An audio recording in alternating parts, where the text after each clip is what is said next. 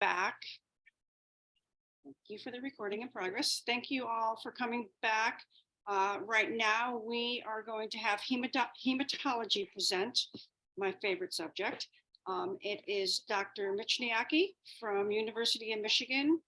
For those of you who have been with us for a long time, he is our new Dr. Boxer. Kelly Walkovich replaced Dr. Boxer in our presentations, and Dr. Michniaki works with Kelly. So with further ado.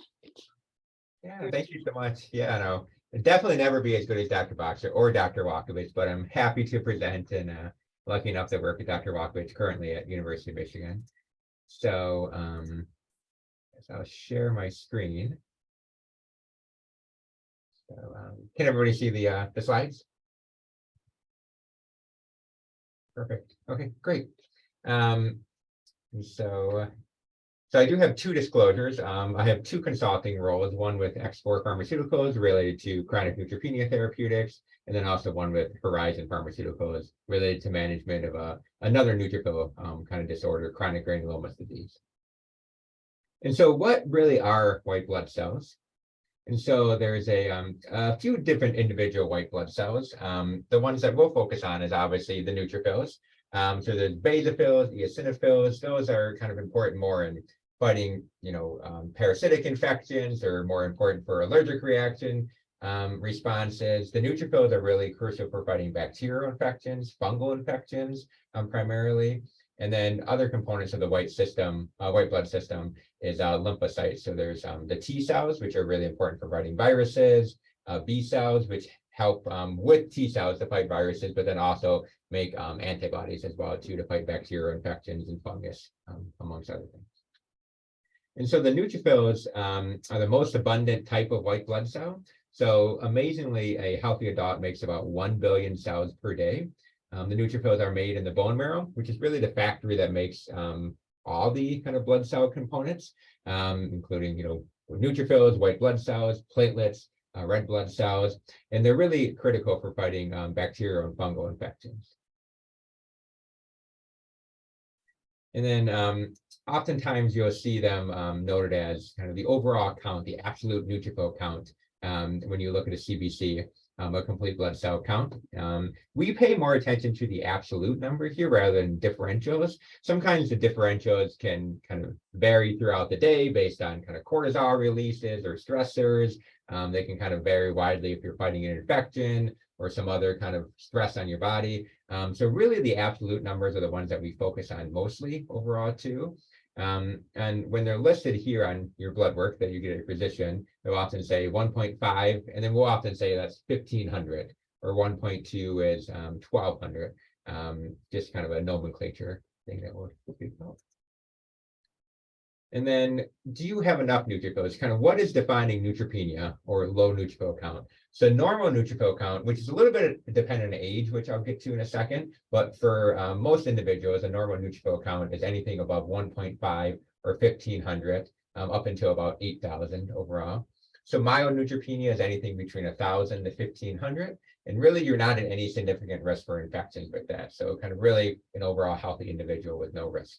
Moderate neutropenia is defined as 500 to 1,000, and you have a slight increased infection risk. And then severe neutropenia is kind of the number that we really kind of worry about more and kind of think more about treatment overall, as if you're 500 or less. And that's really the one that's associated with more significant infection risk. And then there, like I had mentioned, there is a little bit of a difference based on age. So term infants, they actually have a little bit of a higher neutrophil count, above 3,000. And we think some of that is related to kind of the stress of delivery. You're coming out, and being delivered, there's this big stress response, which actually kicks out a lot of neutrophils from your bone marrow. So we actually expect term infants to have a little bit higher neutrophil count. So if we see a term infant with a less than 3,000, we do want to kind of monitor them closely to kind of make sure that they are able to mount neutrophils as they get a little bit older. And then that number does drop a little bit from 1 week to about 2 years, where just anything above 1.1 or 1,100 is normal. And then once you're past 2 years of age, that number I had mentioned before, really about 1,500 is really the normal value we look for. And there are some signs that an individual could have neutropenia: severe, frequent kind of bacterial infections, fungal infections as well too, recurrent or rare infections. And fungal infections kind of fall in that category because there are a lot of funguses kind of within our natural environments that we kind of interact with okay if we have an okay neutrophil count and neutrophils that work well, and usually they don't cause any trouble. So if you have, getting chronic fungal infections, that would be something that would be worrisome. Prolonged or recurrent fevers, recurrent mouth sores, gingivitis. The reason for that is that our mouths have a lot of bacteria, and neutrophils are really important for kind of cleaning out that bacteria and keeping good oral health. So really, if you have low neutrophils or they don't work well, like some diseases, just you have an adequate number of neutrophils, but they don't work as well, you can get mouth sores and gingivitis. And then skin infections as well too, cellulitis, abscesses, that can be a sign of neutropenia. And then there's some conditions that there is an increased risk of malignancy when you have neutropenia. Cohen Syndrome is not one of those, but there are some other syndromes. And then there are some other syndromes as well where you get concurrent other parts of your immune system down as well too, in addition to the neutropenia. And so those individuals sometimes have even more impressive infections. They're kind of more, depending on what part of their immune system is affected. Besides neutrophils, they may have viral infections or other severe infections as well. And just some pictures of gingivitis on the left. You can kind of see the really red and kind of beefy gums. And then on the right there is the kind of oral ulcers overall too, that we can see in patients. So oftentimes when we see our neutropenia patients, including our Cohen patients, we do a good kind of oral exam to kind of look for gingivitis, and really look for oral ulcers. And we recommend that individuals who have a history of neutropenia or receiving treatment for that kind of see their dentist frequently as well too, and including kind of having good oral hygiene. And there are some kind of individuals, healthy individuals, who have slightly low neutrophil counts overall.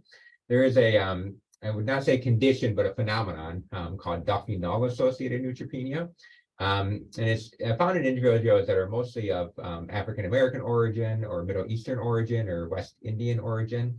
And they actually have a slight change in their red blood cells, interesting, that we think actually makes them a little bit less susceptible to malaria. And this is Duffy Null red blood cells, and that interacts with the neutrophil in a way that makes them have slightly lower neutrophil counts, anywhere between around 800 to 1200. But they are completely fine and do not have a history of recurrent infections or mouth sores or any other issue too. So we often see some of these patients in our clinic, and they've had these big workups for neutropenias and bone marrows and genetic testing, and it's all negative. But then there's a simple kind of blood test that we can send off that comes back in a day or two from our blood bank looking for this Duffy Null kind of red blood cell. And these individuals, have slight neutropenia, kind of based on the quote unquote normal values, but really don't have any issues with infections or any other prominent neutropenia effects. There are some drugs that can cause neutropenia. And the caveat is that, if you look hard enough, I feel like you can find any drug that could cause neutropenia or any drug that could cause kind of any phenomenon. But the common ones we see are sometimes antibiotics. And some of these medications can cause neutropenia, especially different ways.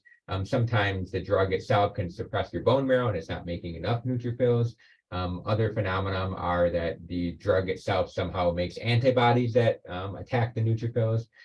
So antibiotics, anti-thyroid drugs are some classic ones as well too. Some of the anti-epileptic medications can cause drops in neutrophil counts and platelets as well too, or red blood cells, kind of all the blood cells. And then some other medications too, anti-malaria drugs, rituximab, which is an antibody that actually attacks B cells, but that can also, and sometimes there's been reports of cocaine kind of laced with inappropriate drugs that can actually cause neutropenia as well too.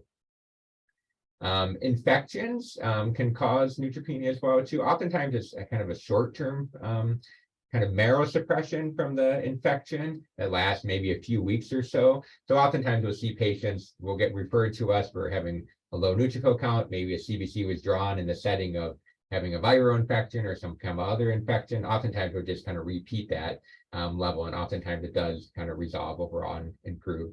So basically any viral type of infection can kind of cause a kind of intermediate kind of short-term neutropenia, bacterial infections as well too. And there's a few classic parasites, malaria, and then Rocky Mountain spotted fever as well too.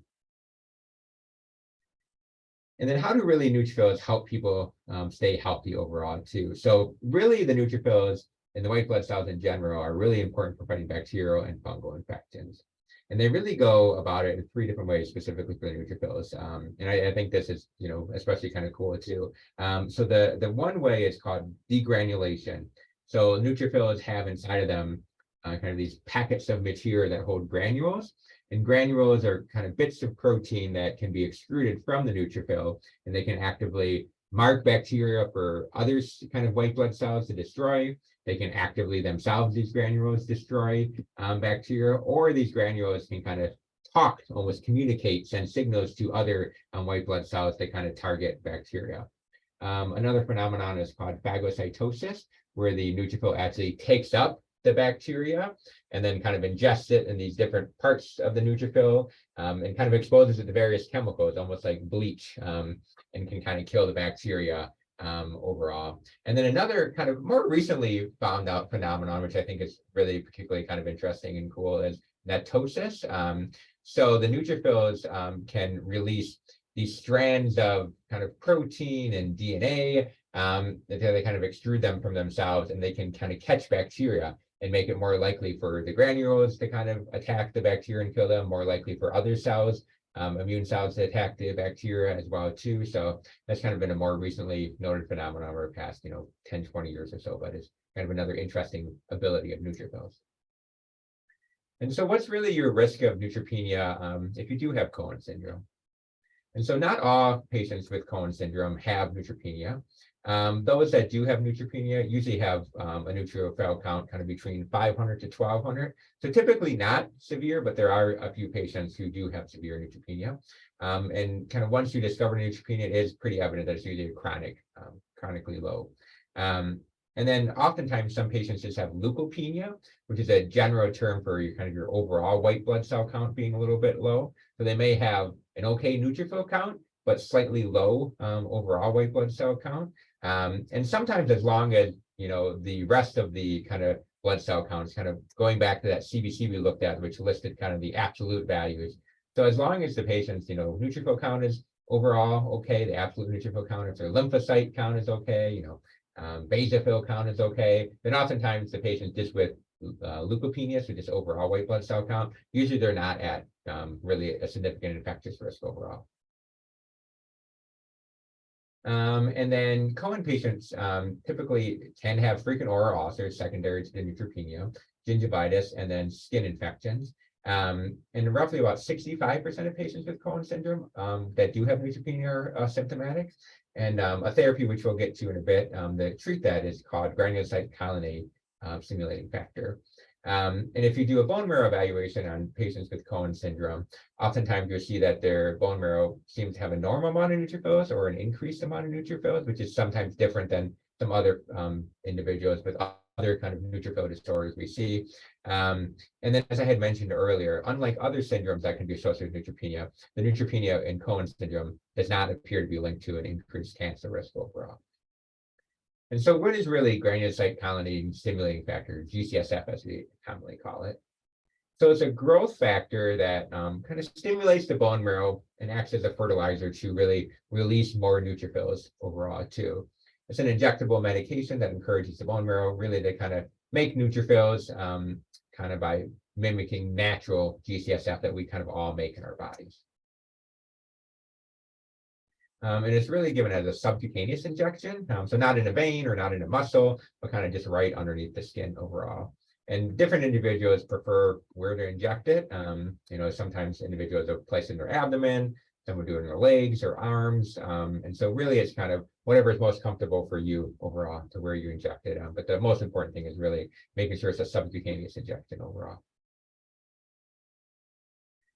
So the G-CSF now comes in various kind of biosimilars, where the original one really was Neupogen that I'm sure a lot of you have heard of. But over time, recently, pharmaceutical companies have made other G-CSF formulations, Granix, Xeroxo, Nivastim, and really, there's really been no significant differences we've seen based on these. And it seems like a lot of it just is based on insurance, where some insurance will cover one and some insurance will cover other ones. And, sometimes we do have to switch insurance or switch formulations of G-CSF based on insurance. And so the one risk for that is some of these medications, although they work, we feel just as well, they're still kind of G-CSF and they seem to work as well. And we haven't noticed a big difference in kind of response to them or side effect profiles at all. Sometimes the concentration can be a little bit different overall too. So that's something where we have to make note of, where, sometimes patients are used to drawing up a certain amount of the G-CSF, but then if they change to another formulation,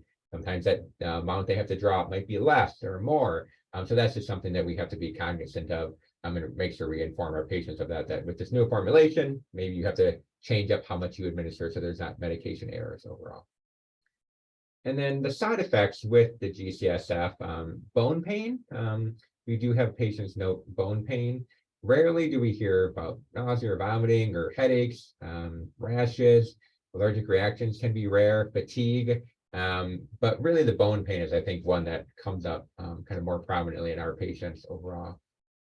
And one way to kind of improve the bone pain is actually, it seems like more consistent dosing of G-CSF, where there are some patients that do well with kind of every other day dosing or kind of less frequent dosing of G-CSF, but then there are some individuals that seem to have more bone pain with the less frequent dosing. And so sometimes switching them to daily dosing, but making sure we're staying within the realm of, what neutrophil count we are trying to keep can actually work a little bit better for the bone pain. And a thought behind that sometimes is that kind of giving the medication more consistently kind of keeps a nice steady level of stimulation of the bone marrow, where sometimes giving it more infrequently, you kind of get these spikes of stimulation, which can sometimes cause a little bit more kind of the bone pain overall too. Daily antihistamine therapy actually works really well too for a lot of patients. So Claritin, Zyrtec, some of the other kind of over-the-counter antihistamines have worked really well for some of our other patients as well too that experience bone pain. So it could be an option. And then, as I had noted earlier, kind of the GCS dosing that can be an issue overall with these new biosimilars, where they seem to work just as well and just as effective, but just making sure that speaking with your doctor and nursing staff to know, like, if you are changed to a different one, what is the concentration of that medication, to make sure you're kind of drawing it up appropriately. And some of the concentration differences are a little bit tricky in pediatrics, that sometimes the concentrations with the new biosimilars don't work very well for the small dosages that pediatric patients need as well too. So making sure you really kind of speak with your doctors if you do have to have a change in the biosimilar for insurance issues or any other reasons. And then typically for Cohen syndrome, we kind of start with, I would say, low to medium range. I would say lower range for the neutropenia. And some of that is related to that it seems like their bone marrow, when, as I mentioned before, they're able to make neutrophils, just doesn't seem to be an appropriate amount just yet. And so we'll typically start at 2 micrograms per kilo per day. Just for reference, sometimes our oncology colleagues that use G-CSF to kind of help with neutrophil counts after chemotherapy, sometimes they use ranges of 5 to 10 micrograms per kilo per day. So 2, I would say, would be low to moderate, where sometimes you don't need a huge dose in Cohen syndrome. Typically we'll kind of check blood counts 10 to 14 days afterwards to kind of see their response. That's about the appropriate time it takes neutrophils to kind of, be released appropriately from the bone marrow and be cycled based on the stimulation from G-CSF. And then we really target a goal of 1,000 to 3,000 for the neutrophil count, with the goal, obviously, 1,000. We had noted before that if you're above 1,000, really shouldn't have any infection risk. And then you don't want to have too high of a dose, because sometimes that might make you a little bit more prone to kind of getting bone pain, or sometimes if you get too high of a dose, you can have an enlarged spleen or kind of other issues. Usually you have to get quite high for that, 20, 30,000, 40,000 neutrophil count. But we try to kind of keep in a range of the 1,000 to 3,000 overall when we monitor patients. And then kind of the long-term effects about G-CSF. So we actually do have quite a bit of data now on the long-term effects of G-CSF. The medication's been around for quite a while now, decades overall. So we do have some decent amount of data. So fact or fiction, does G-CSF cause leukemia? And so the answer is no. So as I had noted earlier, there are some conditions that seem to be associated with leukemia risk, and those conditions are sometimes treated with G-CSF. We do not think that G-CSF is what's driving the kind of risk of leukemia, because we have plenty of other conditions that the patients receive G-CSF and don't have this leukemia risk. We really think it's the condition itself that the individual is born with or develops, that, that condition itself, there's something abnormal about their bone marrow, that makes it a little bit more prone to leukemia overall. So we do not think it's the G-CSF in itself that is kind of increasing the risk of leukemia. And then does G-CSF cause decreased bone density? Maybe. So some of the data shows that individuals that have been on G-CSF for a longer time do have some decreased bone density. And so kind of it's unclear if that's related to the G-CSF in itself, or is it kind of related to the underlying conditions, where some of these other conditions, in addition to Cohen, sometimes just have an increased risk of kind of osteoporosis and bone density risk overall too. So as individuals get older, we kind of watch vitamin D levels and supplement that as needed, watch calcium levels. Some of the adult patients that we treat in their 20s and 30s, sometimes we'll get DEXA scans, which are scans that kind of check bone density. And we do keep an eye on it, so that it's still completely unclear, but it's something that we're cognizant of and kind of do watch closely overall. And then is G-CSF safe overall? We think so. So there is some data out there that does not increase adverse events. And we actually think it is important and can be protective. And the reason we think that is obviously if a woman is pregnant and she has a low neutrophil count, that definitely would increase her risk for infections, which could be detrimental to herself or her fetus. And so kind of keeping her ANC at an appropriate level with G-CSF, we feel like protects the mother and her, unborn child, kind of against, risk overall too. So generally we do recommend continuing G-CSF when you're pregnant as well too, to kind of protect overall, not only the mother, but the unborn child as well too. And then kind of what else do you need to do to stay healthy if you do have neutropenia? So kind of just general, kind of things too, where, washing your hands, if, you're going to see an individual that obviously is sick, maybe we don't see them, wait until they're feeling well. Good oral hygienes, like we commented on, just because there are a lot of bacteria in the mouth, and individuals with neutropenia are at risk for gingivitis and oral ulcers. So kind of regular teeth brushing and flossing daily can really help with gingivitis, seeing your dentist regularly as well too. For infection, kind of protection, recommending you get all your vaccines. Individuals with neutropenia are safe to get vaccines, even live vaccines. It's really the lymphocytes, which is another part of your immune system that would help protect you against any adverse effects to live vaccines. But, people with individuals with neutrophil counts, as long as they have okay lymphocytes, they're okay to get all vaccines, including live vaccines, the COVID vaccines, the flu vaccines overall. And then we do say in general, just like for anybody, even individuals that don't have neutropenia, kind of just eating a healthy diet, exercising overall. And then really, we don't feel like bleach baths are generally needed as well too. There are some individuals that do have kind of recurrent staph infections, and there's different kind of staph decolonization procedures you can do, but in general, we do not recommend bleach baths overall too. It's really kind of G-CSF and then kind of good hand hygiene and just kind of common sense with vaccines as well too. So that was everything I had. And then let's see, and then I had some questions in the chat here. I think there was one. So do all individuals have neutropenia? So not all individuals, and it was about, I would say 70% or so do.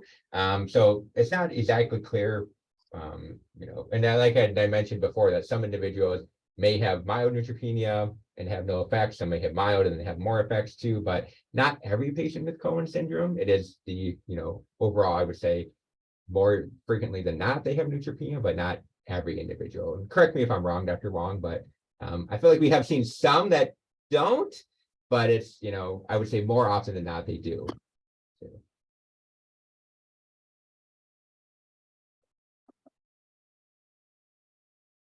And oh yeah, question, is G-CSF available in Canada? It is my understanding it is. I know Sick Children's in Toronto is a fantastic hospital.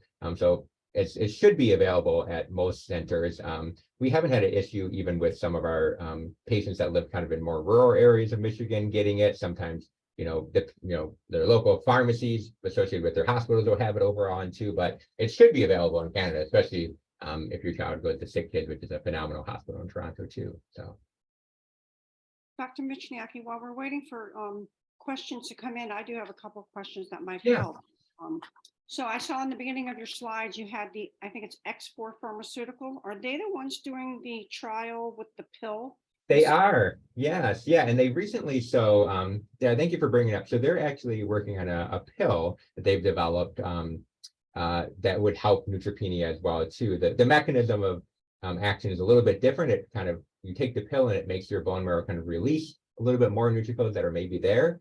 So for Cohen syndrome, it would be a good mechanism because we think neutrophils are present there in patients with Cohen syndrome. So they had done a study in another condition called WHIM syndrome, and now they're including it some other chronic neutropenia conditions.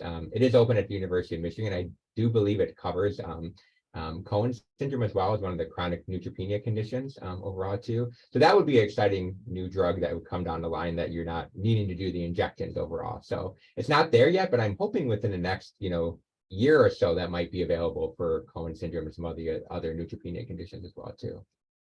And then I just have two quick questions. So we've always been told baths for our children that have neutropenia, not a good idea, and suppositories, not a good idea. Is that accurate information or is that not accurate information? Exactly. So especially so the suppository question, I would say if you have neutropenia, we tend to avoid suppositories. And the thought behind that is when you do a suppository, you're, potentially introducing, skin breakdown and irritation in the GI tract there that could introduce bacteria that's in the GI tract, and that could get into the bloodstream and cause issues too. So we often will even say to our patients that have neutropenia, if they spike a fever and go to the ER, if they're young infants, for the ER, not to do rectal temperatures, just do temperatures under the arm or kind of under the tongue as well too. So yes, and then bleach baths, we feel like I mentioned, there's some patients that have a kind of an increased risk of staph infections where they just have a history of getting lots of staph infections, and there's different ways you can kind of clear the skin of staph.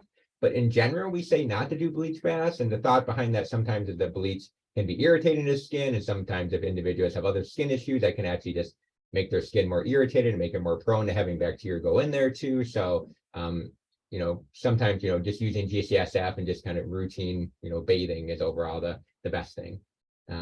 Regular baths, not a bleach bath. I'm not familiar with a bleach Yeah. bath. Yeah, exactly. Yeah. So we recommend, I think, there was some, back in the day, a lot of people would use bleach baths, but yeah, just regular bathing should be okay overall. Okay, so we do have some questions coming in. Yeah. I see. Would you like to read them or would you like me to read them? Oh yeah, I can go through them. Yeah. Have you seen Cohen patients with low T cells? So it's not that common. We'll sometimes see them. In some of the cases, it's more of the patients with cardiac histories as well too. So obviously we know there's going to be cardiac issues in Cohen patients, and one of the reasons we feel for that is that patients oftentimes when they have cardiac histories and surgeries when they're really little, the thymus, which is an important part of your kind of immune system to help stimulate T cells, is often in the way when they do those cardiac surgeries on babies when they're quite young. So the surgeons, no fault to them, they have to do their surgery to sometimes either remove or move the thymus. And then sometimes we can see kind of more chronic T cell problems in the individuals with Cohen syndrome that have a cardiac history as well too. So we have seen some of those. That's kind of the more prominent reason for having low T cells. And so oftentimes we'll check those patients that have the cardiac history to see what their T cell numbers are. Sometimes they're usually an okay level where they're just a little bit low. Sometimes they can be really, really low. And then sometimes they require a little bit more antibiotic protection that, that they can take frequently to kind of protect them from infections. But that's typically when their T cell numbers are really, really low. And oftentimes just in a setting of them having a cardiac surgery when they're really young and kind of manipulation of the thymus in their chest. And then when would you recommend a treatment for neutropenia? Is there a number for the ANC? So generally, I would say definitely if your number is less than 500, we would be worried because that definitely kind of increases your risk of infection overall. Between 500 and 1,000 is kind of a little bit of a gray area where if you're between 500 and 1,000, but doing really well overall and not having a history of recurrent infections, not having bad gingivitis or mouth ulcers or kind of overall doing really well, we may hold off and kind of just monitor your neutrophil count. But if you kind of fall within that 500 to 1,000 range and are getting lots of infections or mouth sores or gingivitis that are kind of really affecting you and affecting your kind of quality of life overall, then sometimes the G-CSF can be really beneficial. So really less than 500, I think definitely we would treat, just because we're worried about your infection risk. But between that 500 to 1,000, that's kind of really more where the symptom kind of dependent comes in overall. So good question. And then kind of related from Diane as well to the mild neutropenia, where, if your son's doing okay and, not having bad oral ulcers or infections, sometimes it's okay just to kind of watch the mild neutropenia. Yep, and I guess that's got Katie as well too for that. And then thank you, Sue. Oh yeah, so the question is, Sue had questioned, my daughter has a very low platelet count, and if you explain, is there anything I can do to boost that? So not knowing her full medical history, because there are some other reasons, there's numerous reasons sometimes we're having low platelet counts, where sometimes you have antibodies that attack your platelets, sometimes your bone marrow is not making enough. A large spleen in itself can sometimes cause a little bit of low platelet count overall as well too, because the spleen is an organ that actually holds a lot of blood overall. And so it holds some blood cells as well too. So sometimes individuals with large spleens, for whatever the cause of the large spleen, they can somewhat have lower platelet counts overall too, where sometimes the platelets are kind of held within the spleen and not released into the blood. And so sometimes when you get a CBC, you can have a little bit lower platelet count overall too, depending on what the cause of your daughter's low platelet count is, which hopefully, if you see the hematologist, they could kind of evaluate that a little bit more too. There are certain medications that can boost your platelet count a little bit too. If it is mostly related to the enlarged spleen, there may not be great options, because like I said, sometimes it's the spleen holds on to the platelets, but there are certain medications that can boost your platelet count depending on what the cause of the low platelet count is too. Regarding the spleen, Yeah. I think we've always been told, and correct me if I'm wrong, Mhm. that Neupogen, if you're on Neupogen, you should not have your spleen removed. I would say generally that's probably a good idea. We've gone away from removing your spleen for a lot of different causes right now. Before, they used to remove it for a lot of different reasons, for hereditary spherocytosis and other kind of processes where there's antibodies and that breaks down red blood cells, and your spleen is important for that. In general, we try not to remove the spleen for any individuals unless there's an obvious reason to, just because the spleen is really important for fighting infections. And so we worry if we take out the spleen and they already have a history of neutropenia, it might kind of add to their overall risk of infections overall too.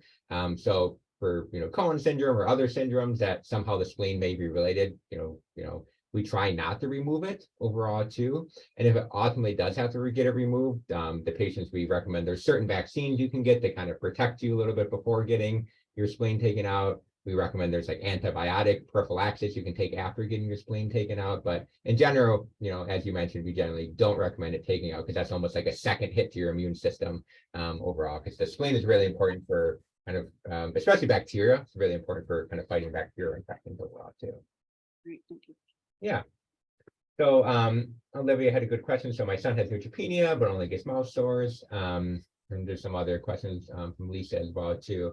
So it kind of really depends on how bad their neutropenia is and how bad their gingivitis and oral ulcers are as well too, where if their neutropenia is kind of above that 500 range and maybe not at risk, then it really falls on how much the gingivitis and oral ulcers affect their quality of life. We have some patients that their neutrophil count is 800, and they're not getting any infections, but they keep getting oral ulcers that are really affecting their quality of life. They're sometimes having a hard time eating, and their mouth is sore, and just they go to the dentist, and the dentist is really concerned about their gingivitis overall too. So then it's kind of a risk benefit with them too, where we say it seems like these oral ulcers or gingivitis are really affecting your quality of life. We could give G-CSF, which may help these overall too. And it is a shot that oftentimes you have to give daily. And some patients, it's not worth doing the shot, where they're like, nah, I'd rather just have the intermittent mouth sores. It's not bothering that bad than a daily shot. But for some individuals, they much rather take the shot because they feel like the mouth sores and gingivitis are kind of really affecting their quality of life and their social environment, if they can't eat out and things like that too. So kind of a lot of it relies on just kind of symptoms at that point too. There are some conditions that can you just have just mouth sores and have an okay neutrophil count. So there are like certain autoimmune conditions that you can have kind of recurrent mouth sores too. So it might be something worthwhile too, especially if your child has, okay neutrophil counts, to explore that as well too. There's some certain rheumatologic conditions that you can get frequent mouth sores and have an okay kind of neutrophil count as well too. But definitely if they have some neutropenia that's affecting them, the mouth sores or gingivitis, then G-CSF could be a discussion that you could bring up with their doctor as well too. And then the name of the pill is Orixador. There you go. Let's put it in there too. So it works on the CXCR4 receptor, which is like a receptor in your bone marrow neutrophil counts. It helps release them overall too. So. And then a question from Diane: do probiotics or products such as ProBoost help raise the white blood cell count? We don't think so. So I think we do we'll always have a little bit of caution for using probiotics as well too, where I think oftentimes we'll suggest, simple probiotics like, yogurts or, kind of things like that have just some natural probiotics in them can be a good idea, especially if you have a history of, GI problems, or if you've been on antibiotics a lot, sometimes that can help. We do caution sometimes in our patients with severe neutropenia. Usually it's not an issue if you have mild neutropenia, but severe neutropenia, we have had some patients who are taking, high dosing pill probiotics as well too, and they actually got sick from the bacteria in the pills, and those can actually be quite difficult to treat because oftentimes people use probiotics after they've used antibiotics, and sometimes those bacteria that are in the probiotics are particularly resistant to antibiotics. So we have had some issues with patients with severe neutropenia when they're taking kind of the really kind of strong kind of pill probiotics, having issues that they actually got sick from that. And so that's just something I would caution. But I feel like, yogurt, things like that's like, overall not huge quantities of probiotics would be safe and appropriate too. But there's not a ton of data that would help your white blood cell count. It may help with kind of your bacteria in your stomach, especially if you've been having a lot of antibiotic courses overall too. But so those are just some recommendations we do help patients about probiotics. If you wouldn't mind touching on, I know you touched on it a little bit about dosing. So we've had lots of conversations over the years about dosing, and I've shared the slide from the registry, that shows the, if you have it every day, if you have it every other day, if you have it every third day. And Dr. Boxer, I think, was always in the camp of everyday small doses. Some people only have access to pre-filled syringes. You can monitor the dose. So can you just kind of go over your thinking on dosing and what's best for what you think is best for most of the patients? Yeah, so good question. So I feel like typically we'll start with everyday dosing. And the thought behind that is, sometimes you just need a small dose. And as I mentioned earlier, sometimes we've noticed maybe you have a little bit less likely to get bone pain when you kind of have this kind of consistent stimulation of the bone marrow rather than just kind of these intermittent spikes stimulating too. So typically we'll start on daily small dosing, but we have noticed that some patients they have a really robust response to the G-CSF. And even when we try to do really small amounts daily, they kind of exceed the kind of neutrophil count we want, they're 10,000, 11,000, 12,000 rather than that 1,000 to 3,000. So some of those patients we do have to do kind of every other day dosing, or kind of, even less frequently than that, usually every other day dosing, sometimes for those patients. So there are some cases like that. And then there's some patients that just prefer to do it, and don't have any bone pain and prefer to do it. We have some families that, their child is on the medication and they just don't like getting the injections, which makes complete sense overall too. So they would let's try every other day dosing to see if that, as long as they don't have any bone pain and their neutrophil count stays in an appropriate range, then we're okay with that as well too. Because then it's less overall injections for the child too, which is always nice. And so typically we'll start with daily, but then there's always, if they're doing, okay with every other day dosing, and that's a more appropriate kind of where their counts are overall too, then we can change that. But typically we try to, like you said, Dr. Boxer's way was a small dose daily just to kind of see where they're at. And sometimes it takes a while of tweaking to get to the right dosing where, we'll start a patient on a small dose and, 2 weeks later, check CBCs, and maybe we have to go up on it, a little bit down it, and sometimes they can take a few tweakings for over a month or two to kind of get to a good range. And then sometimes we'll see your neutrophil count, just like any individual, can fluctuate a little bit, where you're on G-CSF and you have kind of a stable neutrophil count that's within our goal range of 1,000 to 3,000. You get a viral infection or some other stress in your body, and sometimes your neutrophil count will go up, or sometimes it'll go down. And sometimes we're quick to make sure we don't change the dose, right away based on one CBC. You might say, okay, you had an infection. Let's kind of see where your neutrophil count is, in a few weeks after your infection resolves overall. And then some patients, we do have to aim for a little bit higher neutrophil count for some period of time, where sometimes, typically will range for that 1,000 to 3,000. But sometimes if a patient is needing a surgery overall too, that sometimes we'll actually aim for a little bit higher neutrophil count. So the neutrophils are really important for fighting infection, as we talked about, but they're also important for kind of wound healing as well too.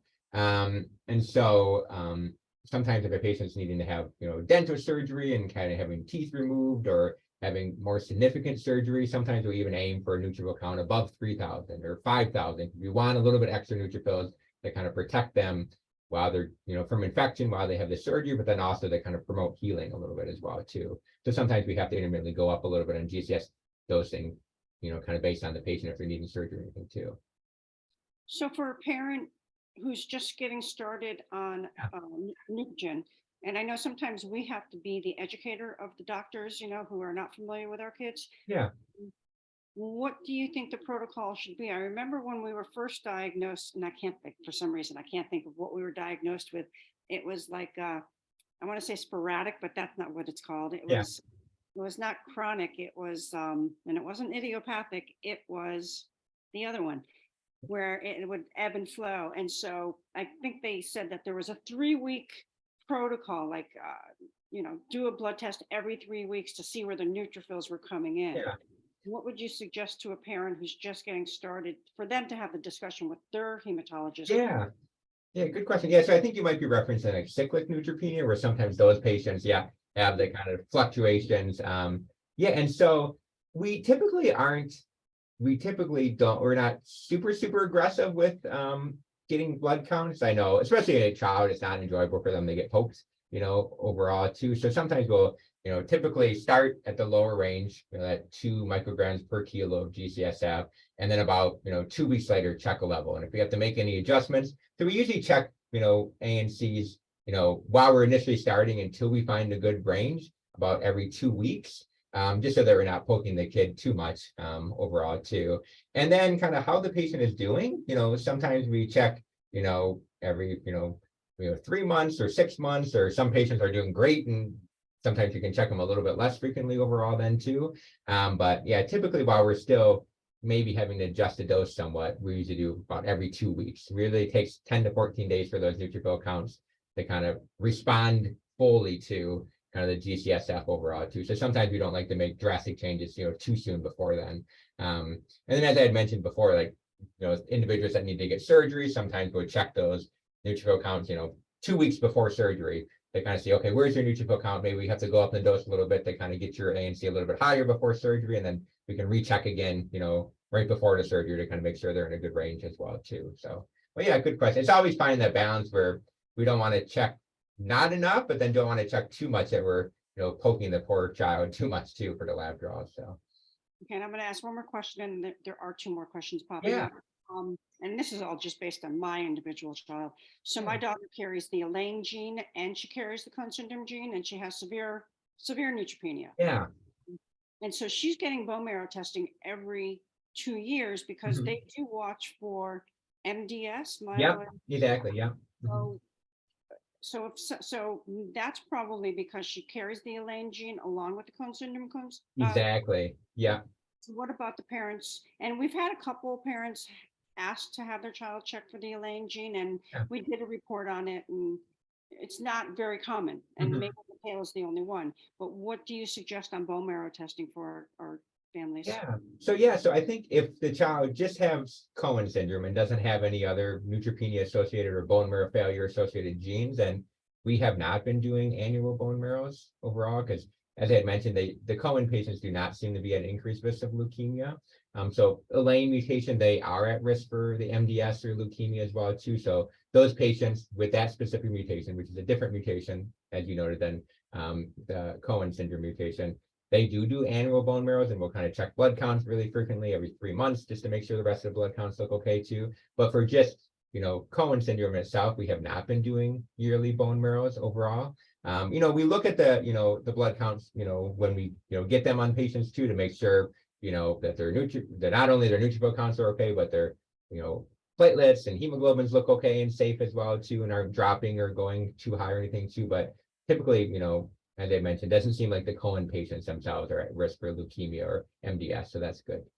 And then 2 questions that said, my niece takes Neupogen daily as well as Zyrtec. She's nonverbal. Is there any signs to look for that a child is having bone pain too? So, well, yeah, the Zyrtec may help her a little bit from, any associated bone pain from the Neupogen. I would say it's minority of our patients have the bone pain, which is a good thing overall too. And signs to look out for, I would just say, I feel like, especially parents that have children that are nonverbal, you guys do a great job kind of knowing your own child's cues overall too. Where, if you feel like they're having pain, if by some chance they, miss some doses of Zyrtec and you're noticing that, oh, maybe they are seeing more discomfort and, uncomfortable. Maybe there is some, maybe component of bone pain overall there as well too. But, I think just, if she seems to be comfortable and doing well, then there's probably less risk of bone pain. But kind of just watching for those signs, where usually it's, I would say pretty soon after starting the G-CSF, and usually doesn't, happen too much. If you've already been on it for months or years and doing well on it, typically you shouldn't newly develop it, it seems like. And then another question, my daughter had low counts when she was little, but not enough to get treatments. Now that she is older, is there any possibility that this problem condition could come back? I would say a little less likely. As you get older, sometimes there are some other conditions that can cause your neutrophil counts to kind of go down, that might be separate than Cohen syndrome. And so, getting intermittent blood, counts may not be a bad idea. Oftentimes, even our adult patients that are on G-CSF, that are not on G-CSF, will often get blood counts, every 6 months or yearly, just to kind of keep an eye on things and make sure that, because there are some other things that, thyroid problems, nutritional things that can somehow, relate to neutrophil counts as well too. But in itself, with the Cohen syndrome, you shouldn't have, if you, seem to have had pretty good neutrophil counts, it shouldn't really reoccur. But as I said, there's other conditions that sometimes can compound the kind of the bone marrow findings on Cohen, that it wouldn't be unreasonable to check at least a yearly CBC on, adult patients as well too. My daughter has had a low blood count her whole life, and she gets checks every 3 months. Should I be asking, the doctor about the medication? Her average numbers are in the low 300s. So yeah, I think it would, not a bad idea to ask your doctor. There are some conditions that you have a really low neutrophil count that you're not at risk for infections, which is a little confusing as well too. I think Beth had mentioned that there's idiopathic neutropenia. There's also autoimmune neutropenia, where it's an interesting phenomenon that we sometimes see it in really young kids, or then sometimes more adolescents, where they get an infection and they make antibodies to fight the infection, but then those antibodies somehow cross-react with neutrophils. And you see a really low neutrophil count on the CBCs, so their peripheral blood, but those individuals are still able to make, neutrophils, so they can still appropriately fight infections. And they usually do not have a history of recurrent oral ulcers or mouth sores or infections at all too. So that's a small subgroup of individuals. Even outside of Cohen syndrome, we can sometimes see that in Cohen syndrome, or sometimes see that outside of Cohen syndrome, where they have a really low neutrophil count, but they're able to make neutrophils. It's just they have these antibodies that destroy them overall. So for your daughter, that could be a possibility if she's like doing really well and has never had a history of oral ulcers or gingivitis or recurrent infections. Because usually the patients that have low neutrophil counts, that they're not doing a good job making them and don't have those antibodies like I just mentioned, they often will get, oral ulcers or gingivitis, recurrent infections as well too. So it could be something to ask her doctor about too. Do you think this is a possibility, that why she has the low neutrophil counts? There are tests you can do to send off for those anti-neutrophil antibodies. They're not perfect tests, where they're not, sometimes they don't perfectly pick up the antibody, or you can have false positives, but there are tests for that is pretty good overall. Is there research on long-term use of Neutrogen? Yeah, so there's definitely been some more recent data, because Neutrogen's been around for a few decades now.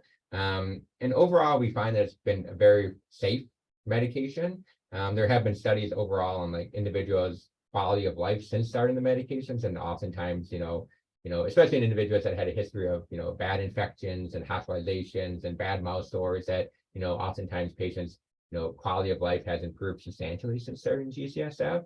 And most patients do really well on the medication long-term. The one thing I had mentioned earlier was that maybe a little bit of increased risk of kind of decreased bone density. We're not exactly 100% sure. Is that related to some of the conditions that receive G-CSF? Is it related to more of the G-CSF, kind of the chronic stimulation of the bones and the bone marrow? So we kind of we keep an eye on vitamin D levels and calcium levels for patients, and make sure we sometimes supplement with vitamin D, just to make sure those levels are okay. And then as an individual gets a little bit older, sometimes we do DEXA scans, which are those kind of bone scans. They kind of look at the health of your bones overall too, and look for osteoporosis or kind of reduced bone density overall too. But overall, the studies have shown that it's been a really safe drug and has helped a lot of individuals, which is great.